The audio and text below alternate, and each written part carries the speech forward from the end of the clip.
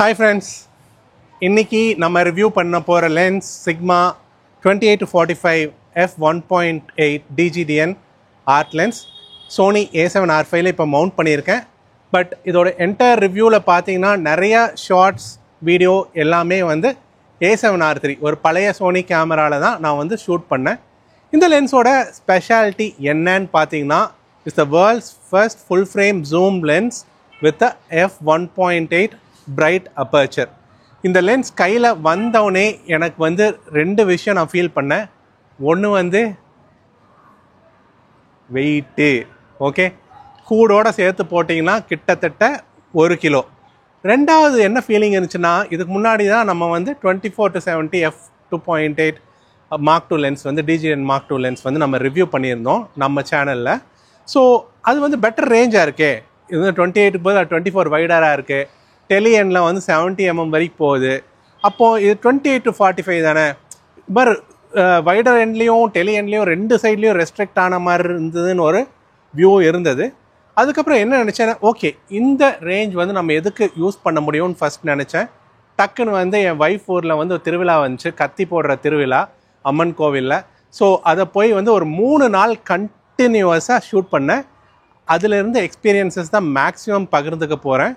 அதுக்கு முன்னாடி வந்து ஒரு ரெஸ்டாரண்ட்டில் போய் வந்து ஃபுட் மெனு ஷூட் இருந்தது, ஒரு மெடிட்ரேனியன் ரெஸ்டாரண்ட்டில். அதில் நானும் என் ஃப்ரெண்டு ராமும் சேர்ந்து வந்து ஷூட் பண்ணோம். அதோட எக்ஸ்பீரியன்ஸஸ் இருக்குது. அதுக்கப்புறம் ஸ்ட்ரீட் ஃபோட்டோகிராஃபி வந்து திருவல்லிக்கேணியில் வந்து ஒரு ஃபோட்டோ வாக்கில் வந்து பண்ணேன். அதோட எக்ஸ்பீரியன்ஸஸும் இருக்குது. அது தவிர்த்து மற்றது என்னோட இன்ஃபரன்சஸும் இருக்குது. அது வந்து நான் சொல்கிறேன். சிக்மா லென்ஸுனாவே ஆப்டிக்கலி சூப்பராக இருக்குது, ஆட்டோ ஃபோக்கஸ் ஃபாஸ்ட்டாக இருக்குது, ஓகே, வெதர் சீலிங் இருக்குது, கன்ஸ்ட்ரக்ஷன் செம்மையாக இருக்குது. இதெல்லாம் சொல்லி சொல்லி எனக்கு வந்து ரொம்ப போர் அடிச்சிருச்சுங்க. ஏன்னா ஒவ்வொரு லென்ஸும் அவங்க பியூட்டிஃபுல்லாக பண்ணுறாங்க. இருந்தாலும் இது ஒரு ரிவ்யூன்றனால அந்த பர்ஃபார்மன்ஸ் பற்றி ஒரு 2 minutes மட்டும் சொல்லிடுறேன். ஃபஸ்ட், இந்த லென்ஸ் பார்த்தோன்னே உங்களுக்கு வந்து கிடைக்கிற ஃபீலிங் என்னென்னா, ஒரு பியூட்டிஃபுல்லி வெல் கன்ஸ்ட்ரக்டட் லென்ஸுன்றது. இது dust and splash resistant construction, plus முன்னாடி இருக்கிற கிளாஸ் எலிமெண்ட் வந்து oil and water repellent coating வந்து கொடுத்துருக்காங்கன்னு வந்து சொல்கிறாங்க. ப்ளஸ் இந்த லென்ஸ் ஹூட் வந்து ஒரு சின்ன பட்டன் தந்து ரொம்ப அழகாக பண்ணியிருக்காங்க. முக்கியமான விஷயம், 28-45 அந்த த்ரோ வந்து ரொம்ப ஷார்ட்டாக இருக்குது, டக்குன்னு வந்து ஜூம் பண்ணிடலாம். ஓகே, அது வந்து எனக்கு ரொம்ப ரொம்ப ரொம்ப பிடிச்சிருக்கு. ப்ளஸ் நீங்கள் ஜூம் பண்ணும்போது என்ன லென்ஸ் எதுவுமே மூவ்மெண்ட் இல்லையே, இன்டர்னல் ஜூமிங். கண்டிப்பாக கிம்பல் வீடியோகிராஃபர்களே உங்களுக்கு வந்து ரீபேலன்ஸ் பண்ண வேண்டிய அவசியம் இருக்காது. 28-45 போது 35க்கும் 40க்கும் நடுவில் வச்சு நீங்கள் பேலன்ஸ் பண்ணிட்டீங்கன்னா நீங்கள் தாராளமாக வைடுக்கும் டெலிக்கும் நீ போகும்போது கிம்பல் வில் ரீடைன் இட்ஸ் பேலன்ஸ்ன்னு சொல்ல வரலாம். So this is about the construction. நான் சொன்ன மாதிரி ஸ்ட்ரீட்டு, ஒரு கத்தி திருவிழா, அதுக்கப்புறம் வந்து ஒரு ப்ராடக்ட் ஷூட்டு ஃபுட்டுக்கு, அதுக்கப்புறம் ஸ்ட்ரீட் எல்லாத்துலேயும் ஷூட் பண்ணி பார்த்தேன். 1-2 போர்ட்ரேட்ஸ் கூட 45 mm வச்சு 1.8 வந்து எடுத்தேன். பொக்கே சூப்பராக இருக்குது. உங்களுக்கு வந்து ஷார்ப்னஸ் வேறு லெவல். உங்களுக்கு ஃபோக்கஸ் மட்டும் கரெக்டாக இருந்துச்சுன்னா ஷார்ப்னஸ் வந்து வேறு லெவலில் இருக்குது. நோ ஃப்ளார்ஸ், அதுக்கப்புறம் வந்து வேறு டிஸ்டார்ஷன்ஸ், அதுக்கப்புறம் குரோமேட்டிக் அபரேஷன், இதெல்லாம் வந்து எந்த விதமான நெகட்டிவ் எஃபெக்ட்ஸ் பெருசாக எதுவும் இல்லை. Distortion correction of course it is digitally corrected. இனிமே வர லென்சஸ் எல்லாமே அப்படி தான் இருக்கும். 100% ஆப்டிக்கலி கரெக்டட் லென்சஸ் இனிமே வராது. அது வந்து ஒரு பிரச்சனை இல்லைன்னு புரிஞ்சுக்கோங்க. ஸோ உங்கள் கேமராவில் வந்து லென்ஸ் ப்ரொஃபைல் கரெக்ஷன்ஸ் எல்லாம் இருந்ததுன்னா ஆன் பண்ணிக்கோங்க. லைட் ரூம்லேயும் இல்லை வந்து கேப்சர் ஒன்லேயோ ப்ராசஸ் பண்ணால் அதெல்லாம் யூஸ் பண்ணுங்கள். அது யூஸ் பண்ணி தான் இனிமே எடுக்கணும். ஸோ சிம்பிளாக சொல்ல போனால் த லென்ஸோட பர்ஃபார்மன்ஸ் வந்து optically top notch. And auto focus சொல்ல மறந்துட்டேன், இட் யூசஸ் HLI மோட்டர்ஸ், அதாவது வந்து சிக்மாவோட லீனியர் மோட்டர்ஸ். ஸோ இந்த மாதிரி A7R5 மாதிரி ஒரு பாடியில் போகும்போது சும்மா சரக்குன்னு வந்து ஃபோக்கஸ் வந்து பிடிக்குது.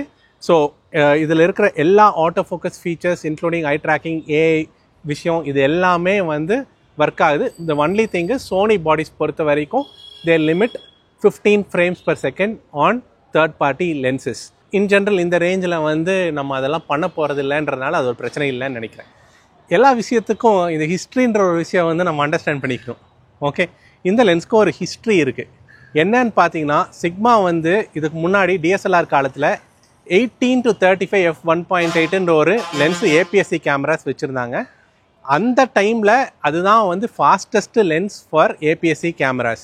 ஓகே, இன்னி வரைக்கும் நான் சொல்கிறேன், இன்க்ளூடிங் எங்கள் டீம், நானும் என் ஃப்ரெண்ட் ஸ்ரீபதெல்லாம் வந்து Blackmagic 6K ப்ராக்கெட் கேமரா ப்ரோவில் வந்து அந்த லென்ஸ் தான் யூஸ் பண்ணுறோம்.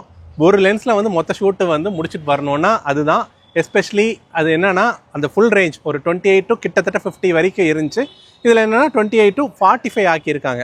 பட் எதுக்காக சிக்மா இது ஆக்கியிருக்காங்கன்னா, அந்த டைமில் வந்து மேக்ஸிமம் வந்து ஏபிஎஸ்சி கேமராஸ் தான் நிறையா வந்து எஸ்பெஷலி வீடியோக்கு யூஸ் பண்ணாங்க.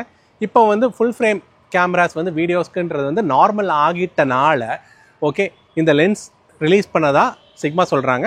Of course they made it optically super, auto focus வைஸும் வேறு லெவல் வந்து கொண்டு போயிட்டாங்க. ஸோ எல்லாம் நல்லது தான் நடந்திருக்கு. இன் ஜென்ரல் நான் ஸ்ட்ரீட் ஃபோட்டோகிராஃபி எடுக்கும்போது ஒரு 50 mm மேலே வந்து நான் போனதே இல்லை.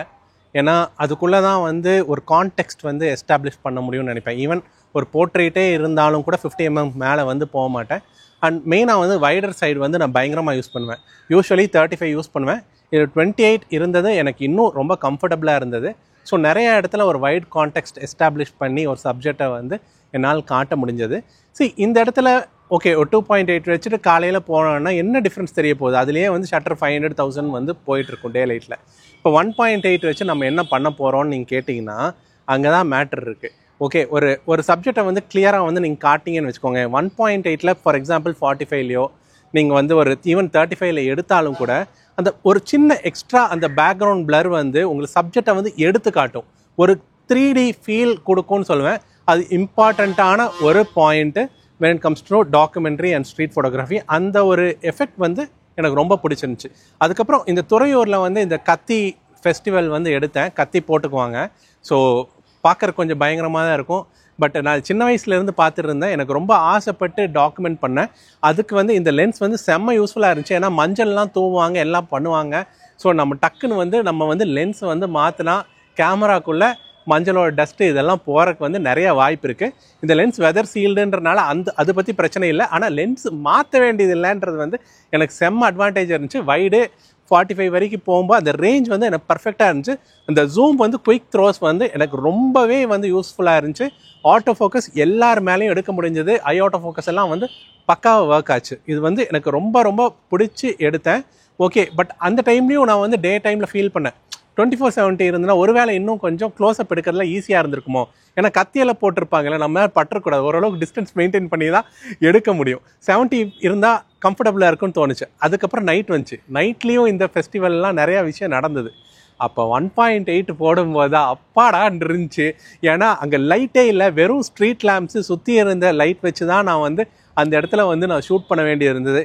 அப்போ தான் இந்த வேல்யூ ஆஃப் த லென்ஸ் எதுக்கு சிக்மா ஏன் இந்த மாதிரி ஒரு லென்ஸ் க்ரியேட் பண்ணாங்கன்னு வந்து ஆஸ் அ ஃபோட்டோகிராஃபர் புரிஞ்சது. ஸோ அந்த டைமில் தான் அந்த லென்ஸ் மேலே லவ் வந்துச்சு ஆஸ் அ ஃபோட்டோகிராஃபர்னு சொல்லலாம். அண்ட் ஆஸ் அ வீடியோகிராஃபர் பார்த்தீங்கன்னா நான் ஆல்ரெடி சொன்ன மாதிரி இது வந்து இன்டர்னல் ஜூமிங்னால கிம்பலுக்கு வந்து ரொம்ப ஈஸியாக இருந்துச்சு. அதுக்கப்புறம் வந்து இந்த ஃபோக்கஸ் ப்ரீத்திங், அதாவது வந்து நியர் டு ஃபார் வந்து போகும்போது வந்து ஒரு மாதிரி ஜூம் ஆன மாதிரி ஆகும். ஓகே, இமேஜ் அந்த எஃபெக்ட் வந்து ரொம்ப கம்மியாக இருக்குது, which is really nice for a video based lens.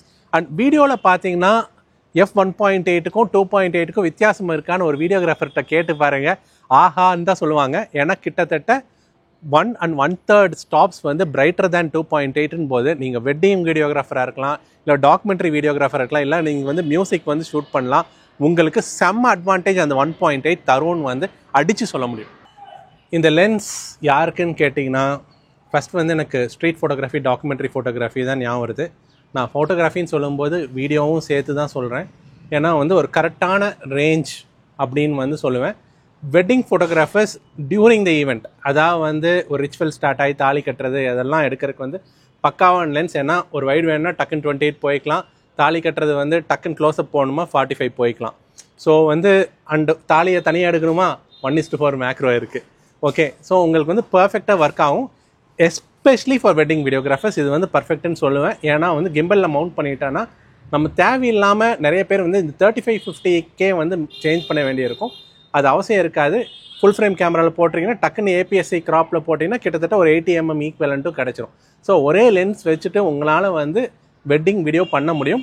But இது 1 kg, அதுக்கு ஏற்ற மாதிரி கிம்பல் இருக்கான்னு வந்து பார்த்துக்கோங்க. This lens shines in low light which is important for video.